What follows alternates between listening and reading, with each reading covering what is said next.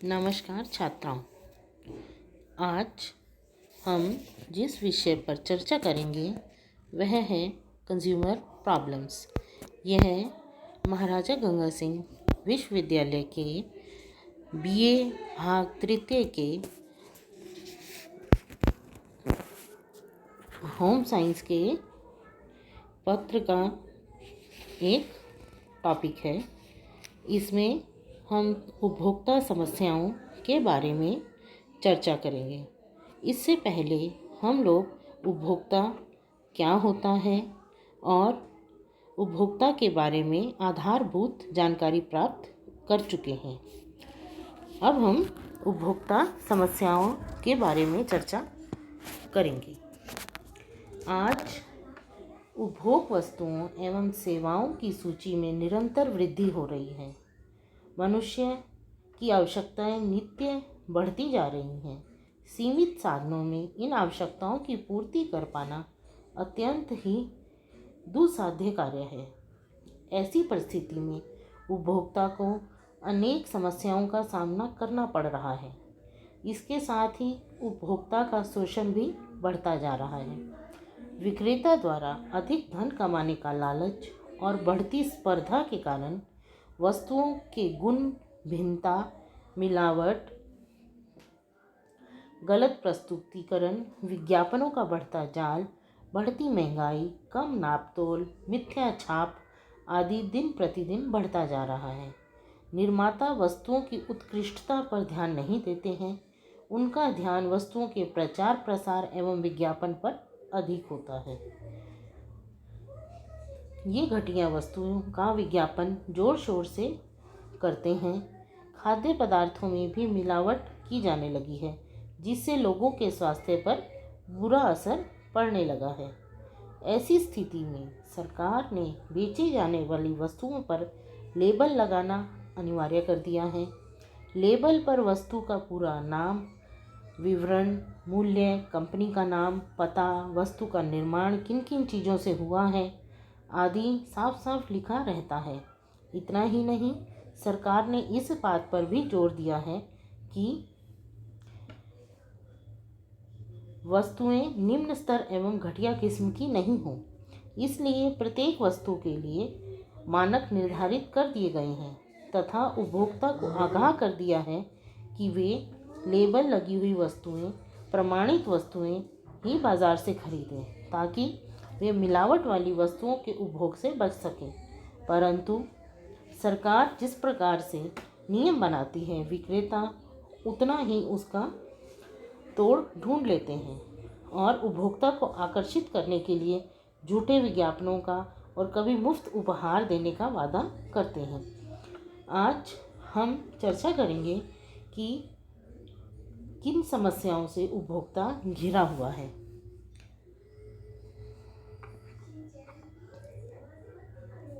प्रथम है इलिटरेसी अर्थात निरक्षरता।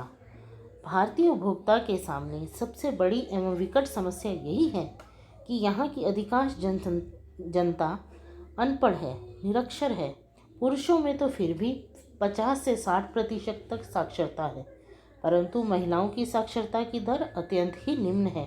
अतः निरक्षर जनता को भ्रमित करना, धोखा देना, छलना विक्रेता के लिए बहुत ही सरल काम है। उसे लेबल पर अंकित मूल्य ही पढ़ना नहीं आता और ना ही वह ब्रांड का नाम या निर्माण करने की अवधि पढ़ पाता है। फलतः उसे दुकानदार द्वारा बताई हुई बातों पर ही विश्वास करना पड़ता है। ऐसी परिस्थिति में विक्रेता उसका पूरा लाभ उठाता है और उसे अधिक मूल्य में घटिया वस्तु बेच देता है। इतना ही नहीं, वह एक्सपायरी डेट की वस्तुओं को भी बेचने से नहीं चूकता। कुछ वस्तुओं पर लेबल में अंग्रेजी में लिखा रहता है, जिसे कम पढ़ा लिखा व्यक्ति भी नहीं पढ़ पाता और वस्तु क्रय करने में धोखा खा जाता है। द्वितीय समस्या है अज्ञानता यानी इग्नोरेंस। निरक्षरता के साथ साथ अज्ञानता भी सही वस्तु के क्रय हेतु निर्णय लेने में बाधा उत्पन्न करती है। अधिकांश उपभोक्ताओं को वस्तुओं के बारे में पर्याप्त जानकारी नहीं होती। विज्ञान एवं प्रौद्योगिकी का निरंतर विकास होने से आज बाज़ार में विभिन्न प्रकार की वस्तुएं आ गई हैं जिनके बारे में जानना बहुत ही कठिन हो गया है। अतः वस्तुओं की समुचित जानकारी नहीं होने से भी वह धोखा खा जाता है। अगली समस्या है चुनाव की समस्या, यानी प्रॉब्लम ऑफ सिलेक्शन।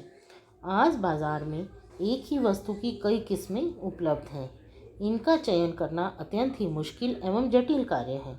उपभोक्ता एक ही वस्तु के विभिन्न ब्रांड, ट्रेडमार्क, नंबर आदि देखकर असमंजस में पड़ जाता है। वह वस्तु खरीदते वक्त कंफ्यूज हो जाता है कि कौन सा ब्रांड, किस कंपनी का, किस मूल्य का खरीदे। इसे वस्त्र का उदाहरण देकर भी हम समझने का प्रयास कर सकते हैं।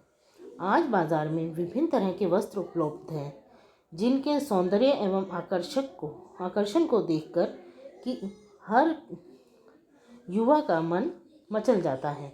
जब उपभोक्ता बाजार में वस्त्र क्रय करने जाता है तो उसके समक्ष अनेक गुण धर्म वाले वस्त्र रखे जाते हैं। थोड़े से मूल्य के उतार चढ़ाव से ही वस्त्र की भिन्नता घटते बढ़ते नजर आती है। फलतः उपभोक्ता को बेचैनी और व्यग्रता का अनुभव होने लगता है। उसकी आंखें चौंधिया जाती हैं, उसका जी घबराने लगता है। फलतः वह सही वस्त्र का चयन नहीं कर पाता है। बाजार में एक ही वस्त्र की कई प्रिंट, छापे, नमूने, मिलावट, मिश्रित रूप आदि होने से चुनाव कार्य अत्यंत ही कठिन एवं दुस्साध्य हो जाता है। और ऐसे में जब उपभोक्ता निरक्षर हो या उसे सही वस्तु का ज्ञान नहीं हो, उसकी गुणवत्ता का ज्ञान नहीं हो, तो चयन करना और भी अधिक कठिन हो जाता है। अगली समस्या है फॉल्स एंड मिसलीडिंग एडवर्टाइजिंग, झूठे एवं भ्रामक विज्ञापन। आजकल प्रत्येक वस्तु को बेचने में विज्ञापनों का सहारा लिया जाता है। जिस वस्तु की जितनी अधिक विज्ञापन की जाती है, उस वस्तु की बिक्री भी उस अनुपात में अधिक होती है। विज्ञापनों के माध्यम से घटिया से घटिया माल भी की अच्छी बिक्री हो जाती है, क्योंकि वे उपभोक्ताओं को सोचने समझने की दिशा ही बदल देते हैं। विज्ञापन के कारण उपभोक्ता वस्तु को क्रय करते समय सही निर्णय नहीं ले पाते हैं। यद्यपि विज्ञापन का उद्देश्य उपभोक्ताओं को सही दिशा प्रदान करना होता है, परंतु निर्माता ऐसा कम ही करते हैं। कुछ प्रतिष्ठित एवं विश्वसनीय उत्पादनकर्ता तो सही विज्ञापन करते हैं, परंतु कुछ कंपनियां ऐसी हैं जो झूठे एवं भ्रामक विज्ञापन करके उपभोक्ता की सोच को विचलित कर देते हैं और अपनी वस्तुओं की बिक्री हेतु उन्हें मानसिक रूप से तैयार करते हैं। इसमें हम बहुत सी ऐसी वस्तुओं का उदाहरण ले सकते हैं जिसमें बच्चों या बालकों का उपयोग जो एज ए मॉडल उपयोग किया जाता है, और बच्चे उन वस्तुओं को देखकर माता पिता से वो वस्तुएं खरीदने हेतु हट करते हैं, और माता पिता भी बच्चों को खुश करने के लिए उन्हीं विज्ञापन में दिखाई गई वस्तुओं का क्रय कर लेते हैं। इस तरीके से प्रलोभन देकर या मानसिक रूप से बच्चों को प्रभावित कर भी विज्ञापनकर्ता बच्चों के कमज़ोर निर्णय क्षमता का लाभ उठाते हैं। विज्ञापनों के द्वारा वस्तुओं के गुणों को काफ़ी बढ़ाकर आकर्षक ढंग से रखा जाता है। निम्न एवं घटिया वस्तुओं की पैकिंग भी आकर्षक रूप से की जाती है। इस कारण से उपभोक्ता आसानी से ठगे जाते हैं। विशेषकर इसमें बच्चे, अशिक्षित व्यक्ति या महिलाएं अति शीघ्रता से इनके जाल में फंस जाती हैं। विज्ञापन विभिन्न माध्यम से किया जाता है, जैसे पोस्टर, चार्ट, समाचार पत्र, पत्रिकाएं, radio, television, loudspeaker, pamphlet, cinema, मेला, प्रदर्शनी, वाहन द्वारा, डाक द्वारा आदि।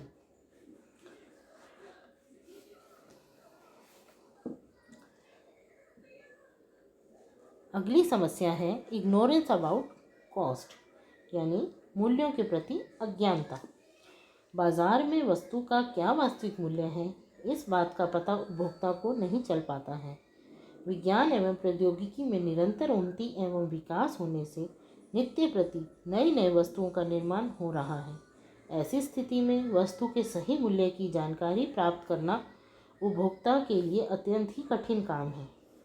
घटिया वस्तुओं पर विभिन्न प्रकार की परिसज्जाएं एवं रंगों के नमूने से सजाकर आकर्षक तरीके से पैक कर दिया जाता है। अतः असली एवं नकली वस्तु में अंतर कर पाना कठिन हो जाता है। इस कारण वस्तुओं का सही मूल्य आंकना उपभोक्ताओं के लिए कठिन हो जाता है। इसका भरपूर फायदा दुकानदार उठाता है और वह उपभोक्ताओं के सामने अपनी वाक्पटुता द्वारा एक ही सी शक्ल, सूरत, आकार वाली विभिन्न वस्तुएं दिखा देता है और उपभोक्ता भ्रमित होकर असमंजस में पड़ जाता है और मूल्य के प्रति उसकी अज्ञानता का लाभ उठाकर मनमाना दाम विक्रेता वसूल लेता है। अगली समस्या है मेंटालिटी ऑफ कंज्यूमर, यानी उपभोक्ता की मानसिकता। अधिकांश उपभोक्ता का ऐसा मानना है कि महंगी जो वस्तु होगी वह हमेशा अच्छी होगी। इसी भ्रम में महंगी से महंगी वस्तुओं का क्रय करने का उनका मानसिकता रहती है, भले ही यह उनके लिए ज़्यादा लाभकारी और उपयोगी ना हो। कुछ हद तक यह बात सही भी है, विशेषकर जब हम भवन निर्माण करते हैं तो अच्छी गुणवत्ता वाली वस्तुओं का उपयोग करना चाहिए, क्योंकि भवन निर्माण रोज रोज नहीं किया जाता। परंतु हर वस्तु के लिए यह बात सही साबित नहीं होती है। कुछ वस्तुओं के गुण, धर्म और पहचान करने के तरीके मालूम होने पर उनके मूल्य के अनुसार हम उनके श्रेणीबद्ध तरीके से चयन कर सकते हैं, न कि सिर्फ उनके मूल्य के आधार पर, क्योंकि गुणवत्ता और मूल्य एक दूसरे से परस्पर संबंधित हैं। परंतु दुकानदार जब तक उपभोक्ता को गुणवत्ता के बारे में जानकारी नहीं होती तब तक हम उसके सामने अपना तथ्य नहीं रख पाते और दुकानदार इसका लाभ उठाता है। ये कुछ समस्याएं हैं जो उपभोक्ता अभी महसूस करता है बाज़ार में। इसके अलावा और भी समस्याएं हैं जिन्हें हम अगली कक्षा में पढ़ेंगे। धन्यवाद।